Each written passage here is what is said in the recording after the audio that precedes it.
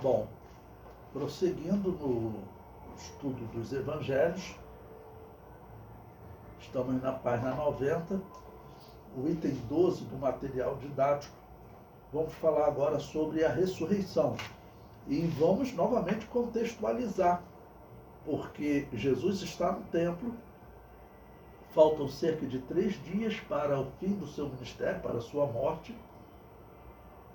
e Jesus vai passar agora por um terceiro interrogatório.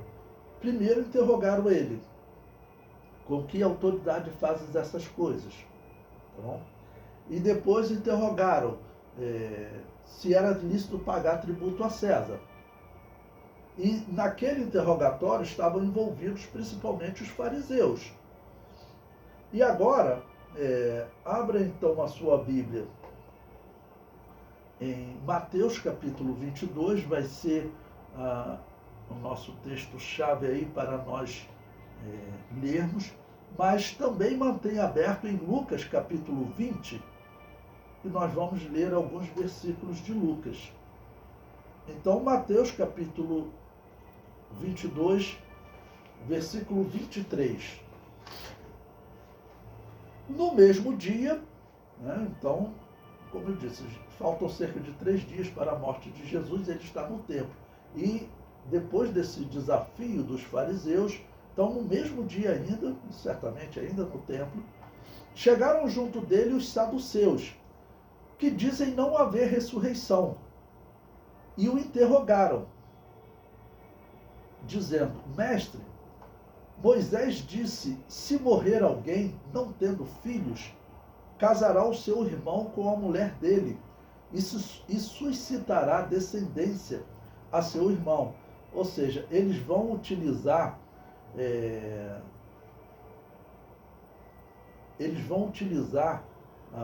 a lei de Moisés agora, ok? Para poder,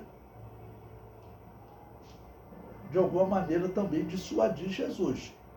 Porque os fariseus, com aqueles 2 interrogatórios, não conseguiram. O versículo 25.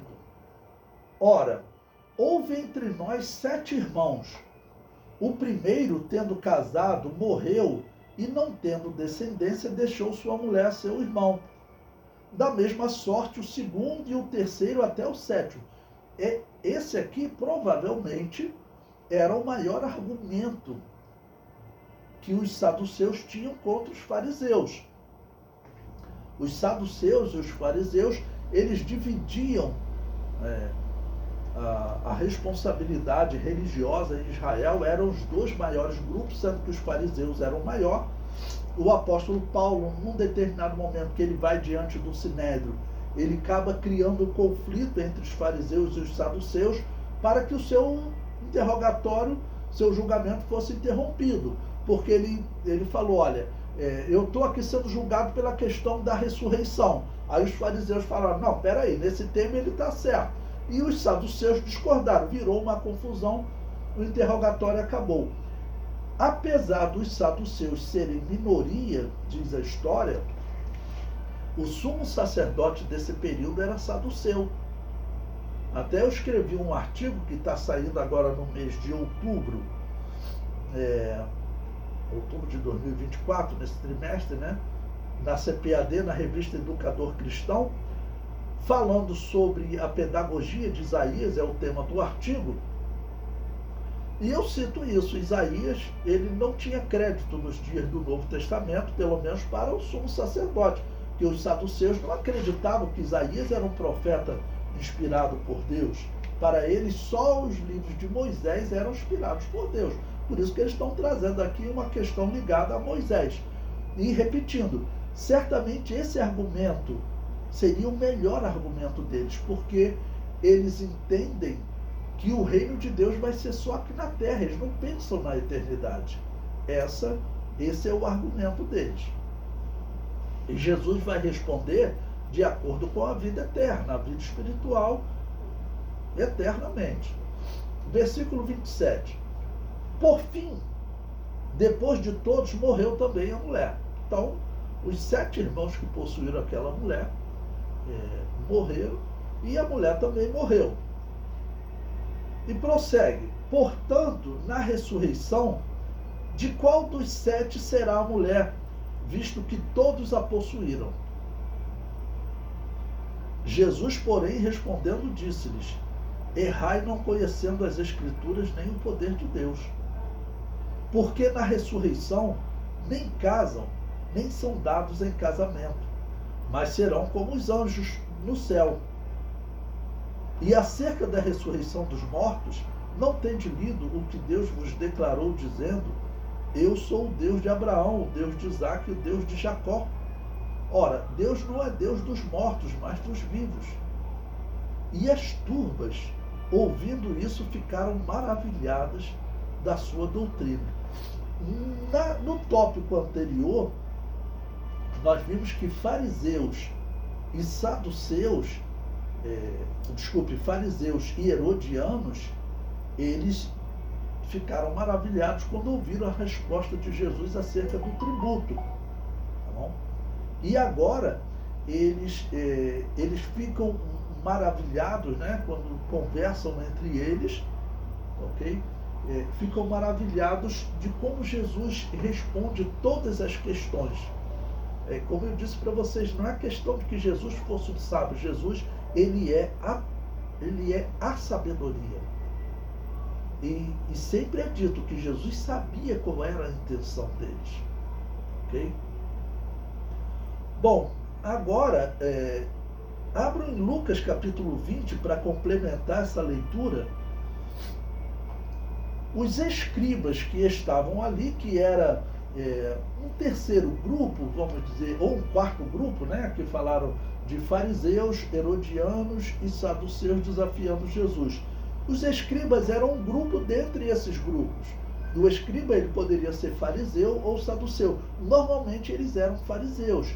Lembrando que os escribas, eles viviam de copiar a lei. Então eles conheciam muito das escrituras. Eu comparo os escribas, aquele assembleiano, por exemplo, que você ouve pregando, que ele normalmente, ele às vezes não estuda em seminários, né? Antigamente era muito comum, isso está diminuindo, né? Porque antigamente muitos criticavam o seminário. Então eles não estudavam, às vezes não queriam nem ler livro de teologia. Mas eles, quando iam pregar, eles liam tanto a Bíblia que eles tinham uma quantidade de versículos decorados e falavam na ponta da língua. Os escribas eram assim. Por quê? Porque eles viviam de copiar, e a cópia tinha que ser feita com muito detalhe. Copiar e reler para ver se não trocou uma letra. Se trocasse uma letra, eles tinham que jogar aquele pergaminho fora. Ok? Então, essa leitura e releitura para ver se eles não tinham errado em nada, fazia com que eles guardassem muitos textos da lei. Então agora nessa história, vai entrar também uma fala dos escribas, que Mateus não citou, tá bom? E como nós estamos fazendo uma harmonia dos evangelhos, então vamos a Lucas 20, capítulo 20, versículo 39 e 40. E respondendo alguns dos escribas, disseram: mestre, disseste bem. E não ousavam perguntar-lhe mais coisa alguma. Ou seja, estamos num momento do ministério de Jesus que está perto de terminar o seu ministério, tá bom? E eles, nesses desafios que eles fizeram, eles viram que as respostas de Jesus eram maravilhosas, né? O comentário no nosso livro diz: este debate nos deixa uma lição. Na eternidade não existirá os amores comuns, Fílio, Storge e Eros. Só o amor ágape é eterno. Bom, antes de continuar a leitura, explicar a vocês. Quando o apóstolo Paulo fala da eternidade do amor, ele está falando do amor ágape, tá bom? A caridade, normalmente, na tradução mais utilizada na Bíblia evangélica, amor, em outras traduções, a versão corrigida usa caridade. No original está escrito ágape, e a nossa tradução corrigida escolheu caridade para traduzir aquele termo ágape, tá ok? Mas em outros momentos aparece o amor filial, é o amor de amigo, é daí que vem o termo filósofo, amigo do saber, amigo da sabedoria. Tá bom? Filósofo significa literalmente amigo da sabedoria. É esse tipo de amor.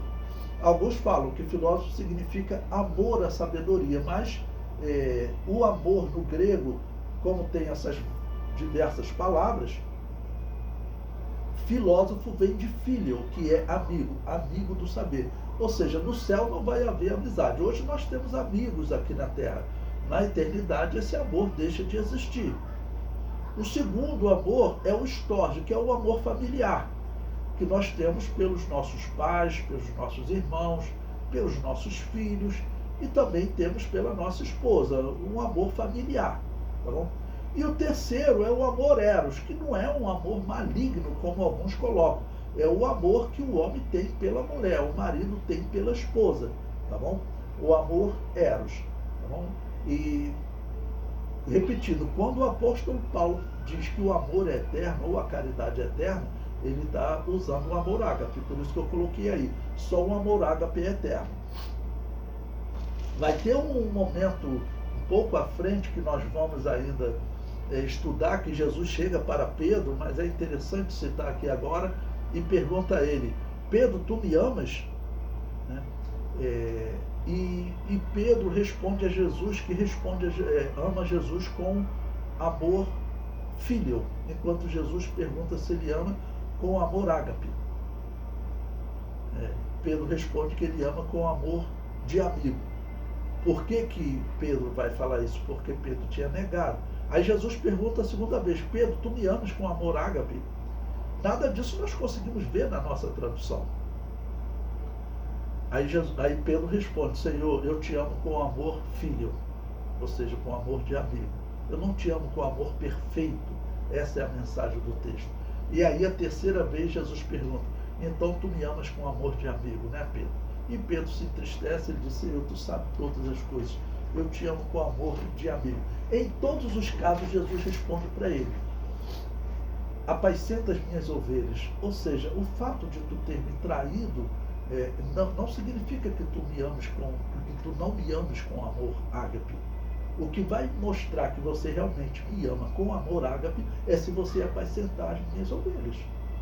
Essa é a questão. Então, o amor filho, ele aparece principalmente na Bíblia, nesse diálogo de Jesus com Pedro, tá ok? Nós vamos estudar mais à frente. O comentário no livro prossegue. Os saduceus não acreditavam em ressurreição. Eles só aceitavam como texto inspirado o Pentateuco e argumentavam que no Pentateuco não havia nenhuma evidência de ressurreição. Comentando sobre essa visão deles, nós acreditamos que no Pentateuco existem duas falas duas mensagens, melhor dizendo, sobre ressurreição.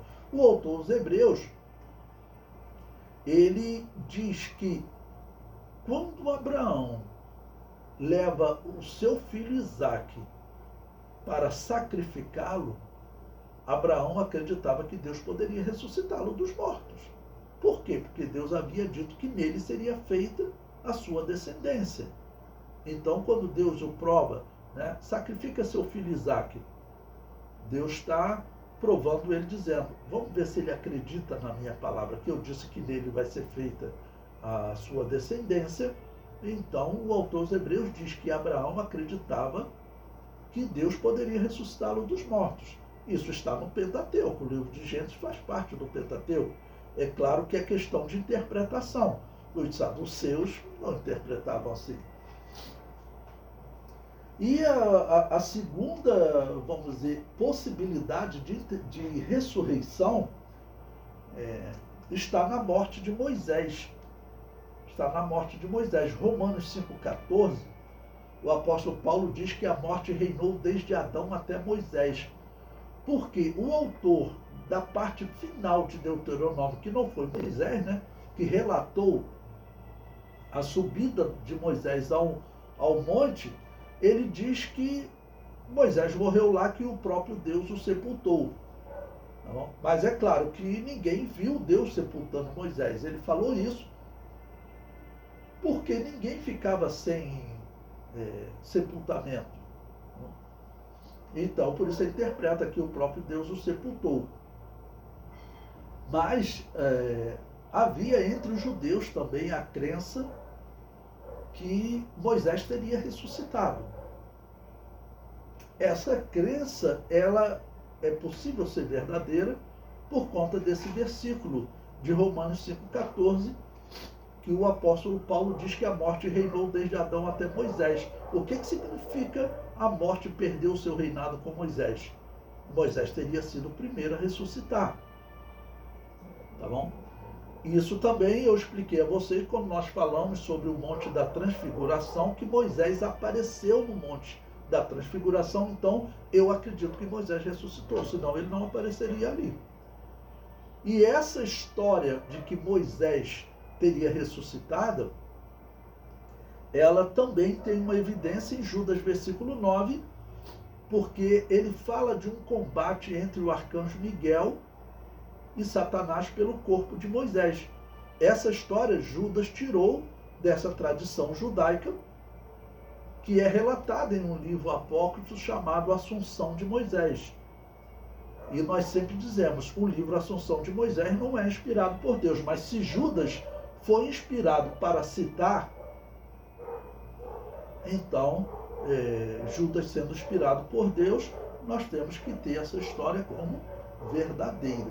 Tá bom? Então, esses dois pontos são um indicativo de que no Pentateuco existe ressurreição. A fé de Abraão de que Deus poderia ressuscitar Isaac e a ressurreição de Moisés e a ascensão aos céus para voltar no Monte da Transfiguração e muito provavelmente ser uma das duas testemunhas do Apocalipse.